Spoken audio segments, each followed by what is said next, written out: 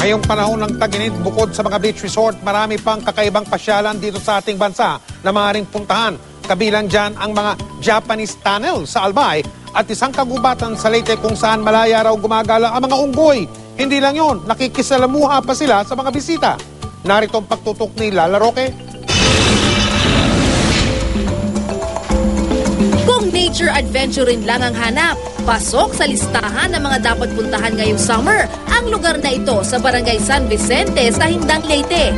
Dito, malayang naninirahan ng mga unggoy sa kagubatan at nakikisalamuha sa mga bisita. Ni hindi nga sila kailangan tawagin dahil sa oras na makita ang katakam-takam na saging, kusa na silang lumalapit. Muntik na raw maubos noon ng mga unggoy dahil binabaril ng mga tao para gawing pulutan. Kaya naglabas ng resolusyon ng lokal na pamahalaan para mapangalagaan sila. Bukod sa monkey feeding activity, pwede ring mag-trek patungo sa Bontoc Cave. At kung dati-rati, peligroso raw ang tatahakin papunta sa kuweba dahil sa matarik at madulas na daan, ngayon may mga konkretong hagdan o trail na para ligtas na mabisita ang Bontoc Cave. Bukod sa perfect cone na Bulkang Mayon, may bagong atraksyon din sa Albay sa Bicol. Hindi dapat palampasin ang bagong diskubring Japanese tunnel sa bayan ng Kamalig.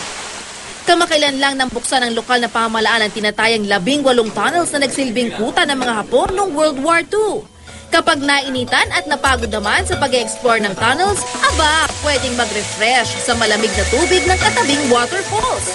Enjoy na, libre pa dahil walang sinisingil na entrance fee sa mga bumibisita sa lugar. Lala Roque, nakatutok, 24 oras.